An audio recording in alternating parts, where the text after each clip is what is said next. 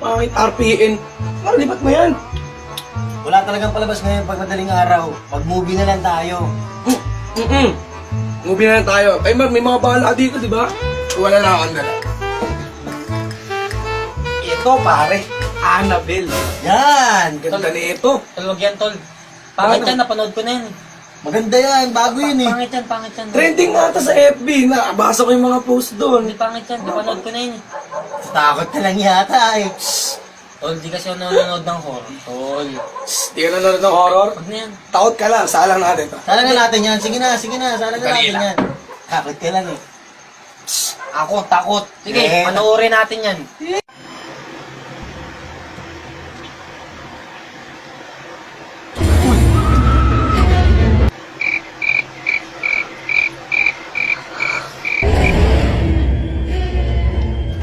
Woo! Pangit ng pinili nyo, di naman nakakatakot to eh. Oo, saan mo punta? Nihilang ako na ba? Saglit lang ako. JCR.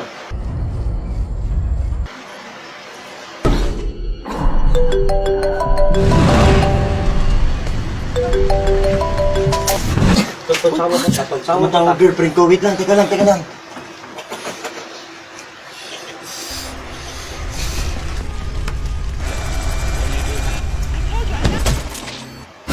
Ay! Nagawa mo. Takot ka, no? Tagal nyo kasi, kaya nantok na ako. Sige na, panood na tayo. Walang kwenta, di mo nakakatakot yan eh. Patay na kaya natin yan. Ingay mo, huwag ka na lang. Ikaw may susunod. Ang babadoy nyo eh, pangit-pangit Annabelle. Porkit trending, pinapanood nyo eh. Isang ingit. Manood ka na lang pare, sabi ko sa'yo. Tignan ko, kakayanin mo yan ah. Di nga ako takot sa ganyan. Di ako nanonood ng horror, ang badoy kasi ng horror. Na yan, palta na yan. Pangit yan eh. Manood ka na lang. Ano, ganda-ganda na napalabas oh. Horror ang puta, para kay mga babae. Bahala nga kayo dyan. Uy! Ano yun? Ay shit, putik shit, nag-brown out po. Yun! Nice! Yan. More.